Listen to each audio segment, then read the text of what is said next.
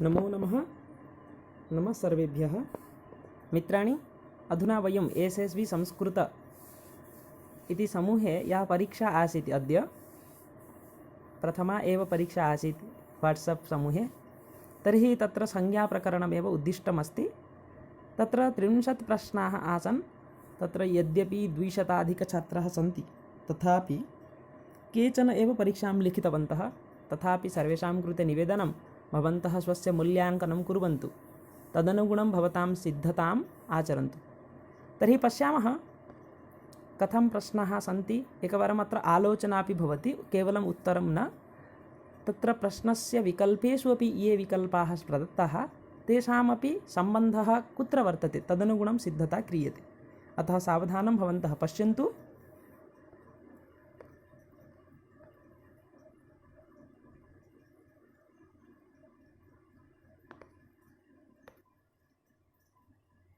आम्, अत्र पश्यतु। प्रथमः यः प्रश्नः अस्ति,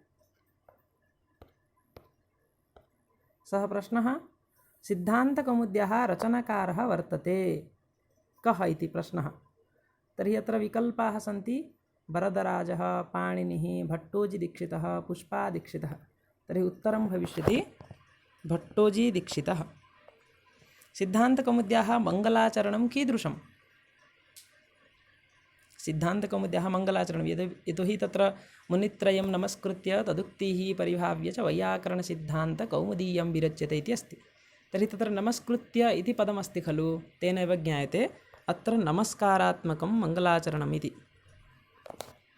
तदनन्तरं कति माहेश्वराणि सूत्राणि सन्ति? 18, 20, 16, 14। एतत् सर्वे जानन्ति। ऐ ऊण् ऋल् ऋक् इत्यादयः 14 माहेश्वरसूत्राणि सन्ति। चतुर्थः प्रश्नः अस्ति, प्रत्याहारेषु केषां ग्रहणं न भवति? प्रत्याहारेषु ग्रहणं केषां न भवति? तर्हि अत्र विकल्पाः सन्ति अन्त्यानाम्, इतां, मध्यगानां, हलां। तर्हि किं भविष्यति एतस्य उत्तरम्? इतां। प्रत्याहारेषु इतां ग्रहणं न भवति। पुनः माहेश्वरसूत्रेषु कः वर्णः द्विधा दृश्यते? कस्य वर्णस्य द्वारद्वयं दर्शनं भवति? चकारस्य, हकारस्य, षकारस्य, अङ्गकारस्य। तर्हि एतस्य उत्तरमस्ति ह। हयवरट् इत्यस्य ह, हल् सूत्रस्य ह, वारद्वयम्। उपदेशे न गृह्यते। उपदेशे ग्रहणं न भवति कस्य? धातुः, आगमः, प्रत्याहारः, सूत्रं। तत्र उपदेशनिमित्तकः कश्चन श्लोकः वर्तते। धातु सूत्रगणगुणादि वाक्यलिङ्गानुशासनम् आगमप्रत्ययादेशा उपदेशा प्रकृतिताः। तर्हि तत्र उपदेशत्वेन ग्रहणं कस्य नास्ति चेत् प्रत्याहारस्य ग्रहणं न भवति। अनुनासिकस्याचः वै इत्संज्ञां विदधाति। अनुनासिकस्य अच् वर्णस्य इत्संज्ञा भवति। केन सूत्रेण? हलन्त्यं चुटु उपदेशजनुनासिक इति नाज्झलौ। तर्हि एतस्य उत्तरं भविष्यति उपदेशे अजनुनासिक इति। माहेश्वरसूत्रस्थावर्णेषु कस्य वर्णस्य भारद्वयम् इत्संज्ञा भवति? भारद्वयम् इत्संज्ञा कस्य वर्णस्य भवति? इञकारस्य, णकारस्य, लकारस्य, ककारस्य। एतस्य उत्तरं भवति णकारस्य। यतोहि ऐ ऊण् इत्यस्य ण, पुनः अल्लाणसूत्रस्य ण, उभयत्र इत्संज्ञा भवति। प्रत्याहारसंज्ञाविधायकं सूत्रं किम्? तत्र सुडनपुंसकस्य हलन्त्यम् आदिरन्तेन सहेत अचश्च। तर्हि एतस्य उत्तरं भवति आदिरन्तेन सहेत। लृकारस्य कति भेदाः भवन्ति? लृकारस्य भेदाः कति? 12, 18, 15, 24। तर्हि एतस्य उत्तरं भविष्यति 12। यतोहि एतस्य दीर्घस्य अभावः अस्ति, दीर्घाभावात्। कदाचित् एवं प्रश्नः भवति, नाम यदि लृवर्णयोः मिथसावर्णिवाच्ये लृकारस्य कति भेदाः? तर्हि तत्र 30। एचां केषु अन्तर्भावः न भवति? एचां वर्णानाम् अन्तर्भावः केषु नास्ति? तर्हि प्लुतेषु, दीर्घेषु, ह्रस्वेषु, वर्णेषु। एतस्य उत्तरमस्ति ह्रस्वेषु, यतोहि ह्रस्वभावः वर्तते। अनुनासिकानां प्रत्याहारः वर्तते। अनुनासिकवर्णानां कृते कः प्रत्याहारः उद्दिष्टः? तर्हि यण्, यं, शल्, हश्। तर्हि एतस्य उत्तरमस्ति यं प्रत्याहारः। तदनु अच् प्रत्याहारे कति वर्णाः सन्ति? अच् प्रत्याहारे वर्णाः कति सन्ति चेत् अच् प्रत्याहारे 12, 13, 9, 10। तर्हि एतस्य उत्तरं भविष्यति नव। यतोहि इति वर्णानां तु ग्रहणं नास्ति। सूत्रस्य भेदः नास्ति। विधि मंत्र नियम संज्ञा तत्र एका कारिका अस्ति। विधि संज्ञा च परिभाषा च विधिर्नियम एव च अतिदेशोऽधिकारश्च षड्विधं सूत्रलक्षणं। तर्हि एतस्य उत्तरमस्ति मन्त्रभेदः नास्ति सूत्रस्य।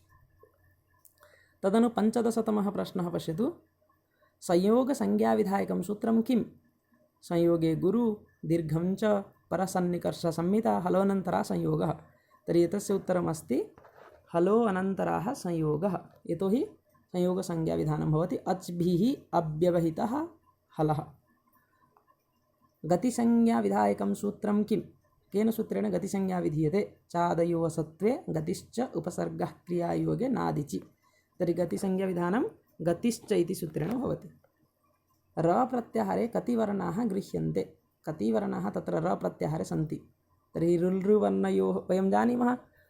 तत्र रकारस्य लकारस्य च ग्रहणं तत्र अस्ति। लकारस्य रलयोः संज्ञा भवति। लणसूत्रस्थावर्णेन सह उच्चार्यमाणः रेफः रलयोः संज्ञा भवति। तर्हि र प्रत्याहारे द्वयं चत्वारः त्रयः एकः एव वर्णः। तर्हि उत्तरमस्ति एतस्य उत्तरं भवति द्वयं वर्णद्वयम् अथवा द्वौ वर्णौ। स्वरीते भवति उदात्तः अनुदात्तः उभयं न किमपि। तर्हि एतस्य उत्तरं भविष्यति उभयं। यतोहि समाहारः स्वरितः अस्ति। उदात्तस्य अनुदात्तस्य उभयत्र उभयोः ग्रहणं भवति। तदनन्तरं परः सन्निकर्षः किं भवति? संयोगः सन्निधिः संहिता घु। एतस्य उत्तरमस्ति संहिता। नवेति सूत्रमस्ति नवेति अव्ययं विभाषा विकरणं गति। तर्हि नवेति विभाषा। बिभृतं प्रयतनं केषां वर्णानां बिभृतं प्रयतनं भवति? बिभृतः प्रयत्नः। स्पर्शानाम् अन्तस्थानाम् उष्मणां सर्वेषां। तर्हि बिभृतम् उष्मणां भवति। स्वराणामपि भवति। तदनन्तरं ऐकारस्य उच्चारणस्थानं किं? दन्तोष्ठं कण्ठतालु कण्ठोष्ठं नासिका। तर्हि एतस्य उत्तरं भविष्यति कण्ठतालुः। कण्ठतालुः भवति।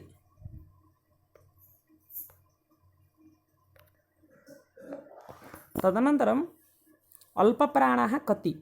प्रमुखः प्रश्नः अस्ति। बहवः 90 इति लिखितवन्तः। 90 अष्टाविंशतिः 38 30।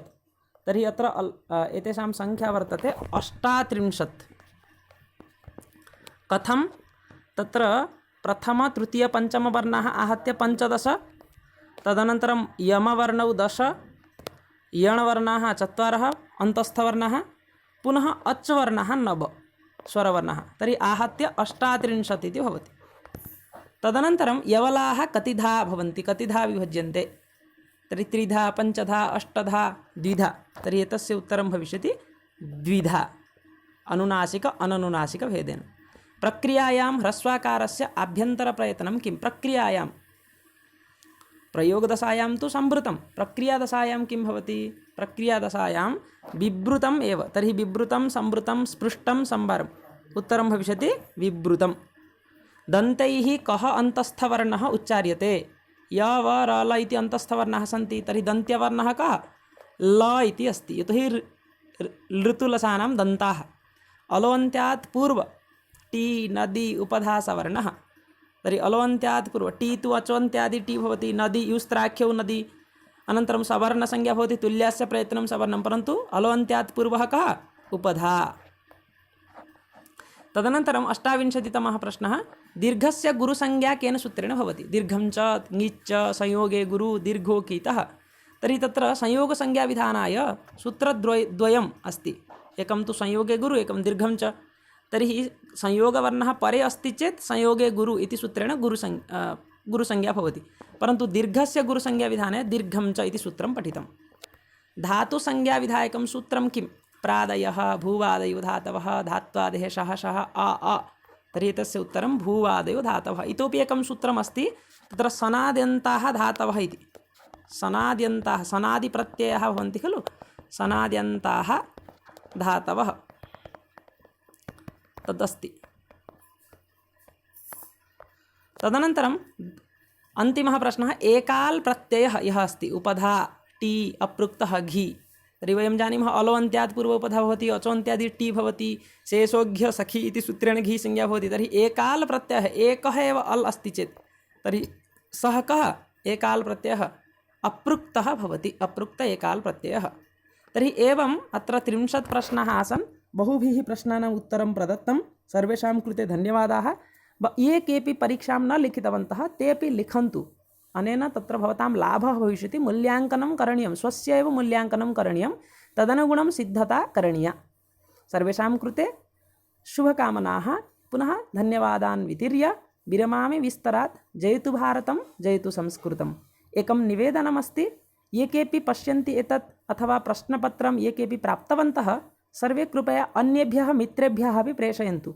बहवः अन्यत्रापि पठन्ति, केचन कोचिङ्ग् स्वीकृत्य पठन्ति, केचन अन्यत्र स्वयं गृहे एव स्थित्वा पठन्ति मित्राणि। तर्हि तेषां कृतेपि वयं दद्मः, सहायं कुर्मः। इदानीं करोनाकाले सर्वे गृहे तिष्ठन्तः यदि पठितुं पारयन्ति तर्हि अस्माकं कृते एव संस्कृतस्य एव लाभः। अतः परोपकारभावनया सहयोगभावनया वयं सहायं कुर्मः, अन्तः मलिनता न स्यात्। जयतु भारतं, जयतु संस्कृतं। धन्यवादाः।